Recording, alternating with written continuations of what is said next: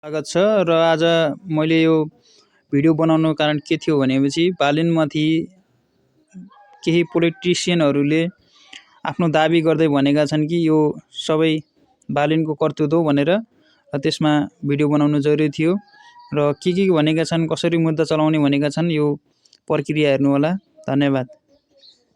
राष्ट्रिय सुरक्षामा खतरा देखिँदैछ, कसको निम्ति जासुसी गरिरहनु भएको छ हामीले जाहेरी दर्ता गरेका छौं र त्यो विषयमा हामीले भोलि 24 घण्टासम्म उहाँहरूको निर्णय हामी कुर्नेछौँ। 24 घण्टा पश्चात हामीले यहाँबाट तपाईको चाहिँ रिटहरू दर्ता भएन भने हामी दण्डहीनतालाई टुलु हेरेर बस्दैनौँ। सिंहदरबार जलेको छ, अदालतहरू जलेका छन्, प्रहरी भवनहरू जलेका छन्, प्रहरीहरू मारिएका छन्। ती व्यक्तिहरू माथि छानबिन हुनुपर्छ भनेर हामीले प्रमाणहरू सहित त्यहाँ हामीले बुझाएका छौँ। हामीलाई शंका छ, हाम्रा डाटाहरू मागिँदैछ, कसका निम्ति मागिँदैछ र आज कुनै व्यक्तिको दासत्व र व्यक्तिको अराजकता स्वीकार यो लोकतन्त्रमा कसैले सक्दैन। त्यसको बर्खिलापमा भने राष्ट्रिय अगाडि आउँछ र हामी आउनेछौँ। उहाँले 24 घण्टामा हामीले पनि यो सरकारी वकिलसँग सल्लाह गरेर हामी यसको चाहिँ निर्णय दिन्छौँ भन्नुभएको छ।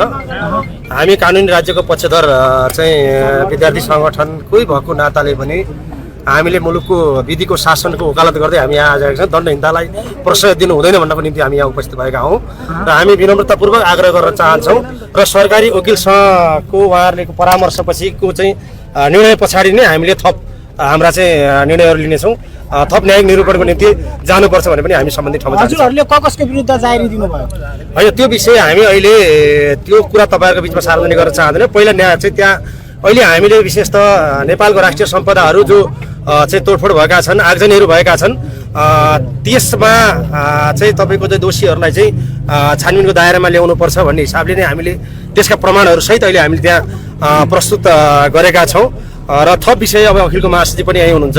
हामीले चाहिँ थप अखिलले के गर्छ भन्ने विषयवस्तुमा उहाँ चाहिँ बैठक बसेर सञ्चार माध्यममा आइरहेको छ। तपाईँ काठमाडौँ महानगरपालिकाका मेयर बालेन शाह र जेनजीका अभियान महासचिवसँग अलिकति कुराकानी लिनुहोस् क्या, तपाईँलाई सजिलो हुन्छ। के हो भन्नु? सबै पत्रकार साथीहरू सबैको नमस्कार। सबैलाई कस्तो ठेलेको यार, देश समाज आतंकित छ। सबैले सबै आम नेपाली जनसमुदायले यो सुरक्षाको अनुभूति गर्न सक्नु भएको छैन। देश समाज सबै आतंकित छ। हामी अनिरासोभी विधिको शासनको पक्षमा छौँ। यो देश समग्र आम जनताको जनसमुदायको अधिकारलाई सुरक्षित गर्नको निमित्त सबै राज्यका निकायहरू परिचालित हुनुपर्छ र त्यो सँगसँगै देश विधिको शासन अनुसार चल्नुपर्छ।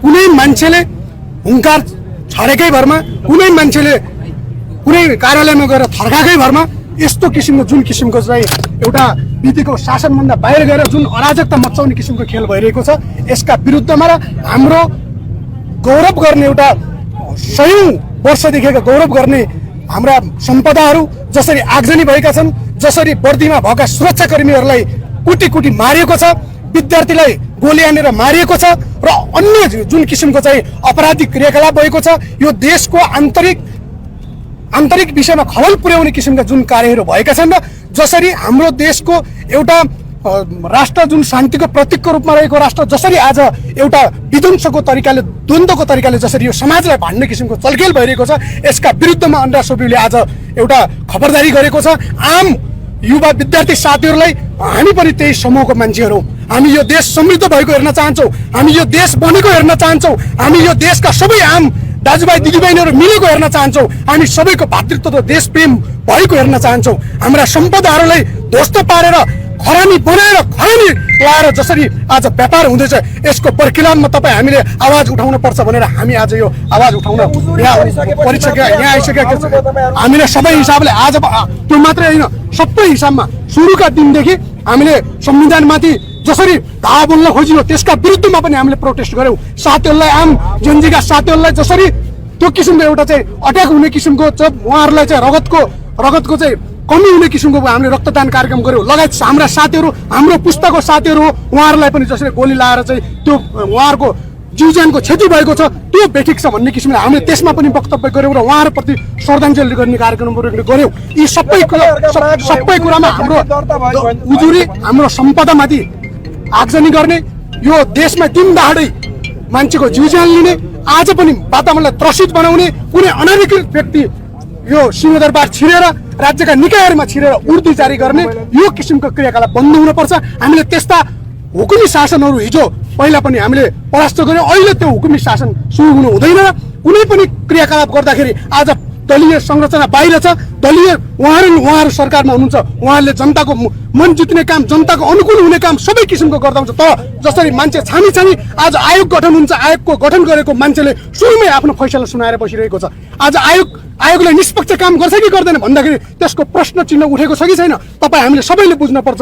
जो आयोगको प्रमुख बनाएको छ, छानबिन आयोगको अध्यक्ष बनाएको छ, ऊ मान्छेलाई पहिले मान्छेलाई दोषी करार गरेर चाहिँ यो किसिमको यो राज्यमा यही किसिमको छानबिन हुन्छ, यही किसिमको न्याय हुन्छ, यही किसिमको सुशासन हुन्छ, यही हुन्छ आम नेपाली समुदायले खोजेको यही हो। हामी सबै जनताले चाहिँ यो राज्य भएको अनुभूति गर्ने। त्यसैले हामीले जसरी यो सम्पदा माथि जसरी आर्जनी भएको हामीले दर्ताको प्रक्रिया छौँ, उहाँहरूले सरकारी चाहिँ वकिलसँग हामी सल्लाह गरेर चाहिँ गर्छौँ। होइन, हामीले दुईटा तपाईँलाई भने विशेष त हामीले आज चाहिँ तपाईँको चाहिँ जेनजीको नाममा बालबालिकाहरूको हत्या भएको छ। हामीले चाहिँ कसैप्रति यहाँ पूर्वाग्रह राखेका छैनौँ। नेपालको राष्ट्रिय सम्पदाहरू चाहिँ तपाईँको चाहिँ जलेका छन्, सिंहदरबार जलेको छ, अदालतहरू जलेका छन्, प्रहरी भवनहरू जलेका छन्, प्रहरीहरू मारिएका छन्। ती व्यक्तिहरू माथि छानबिन हुनुपर्छ भनेर हामीले प्रमाणहरू सहित त्यहाँ हामीले बुझाएका छौँ। र अर्को विषय हामीलाई शङ्का छ, हाम्रा डाटाहरू मागिँदैछ, कसका निम्ति मागिँदैछ र आज राष्ट्रिय सुरक्षामा खतरा देखिँदैछ, कसको निम्ति जासुसी गरिरहनु भएको छ, हो यो तीनवटा बुँदामा रहेर हामीले जाहेरी दर्ता गरेका छौँ। र त्यो विषयमा हामीले भोलि 24 घण्टासम्म उहाँहरूको निर्णय हामी कुर्नेछौँ। वचन दिनुभएको छ सरकारी वकिलसँग सल्लाह गरे पश्चात हामीले स्पष्टका साथ भनेका छौँ, तपाईँहरूले दर्ता गर्नुहुन्न भने पनि दरपिट गर्नुहोस् अथवा हामीलाई निस्सा दिनुहोस् भनेर भन्नुभएका छौँ। होइन, हामीले सल्लाह गर्छौँ, हाम्रो पनि कानुनी चाहिँ तपाईँको आधारहरू चाहिँ टेकेर तपाईँहरूको विषयमा निर्णय लिन्छौँ भनेर उहाँले जब भनिसके पश्चात हामीले त्यो कुरा स्वीकारेका छौँ। 24 घण्टा पश्चात हामीले यहाँबाट चाहिँ तपाईँको चाहिँ हाम्रा चाहिँ तपाईँको चाहिँ रिटहरू दर्ता भएन भने यसको थप न्यायिक निरूपणको निम्ति स्वाभाविक रूपमा हामी अगाडि बढ्छौँ। हामी दण्डहीनतालाई टुलु हेरेर बस्दैनको, किनकि हिजो हामीले त्यही व्यक्तिको शासनको निम्ति नै लडेर लोकतन्त्रको स्थापना गरेका हो। दलीय लोकतन्त्रमा दलका नेताले कमजोरी गरेका छन् भने उनले सजाय भोग्ने आवधिक निर्वाचन मार्फत सजाय भोग्छन्। तर कुनै व्यक्तिको दासत्व र व्यक्तिको अराजकता स्वीकार्न यो लोकतन्त्रमा कसैले सक्दैन। त्यसको बर्खिलापमा भनेर आसिबी अगाडि आउँछ र हामी आउनेछौँ।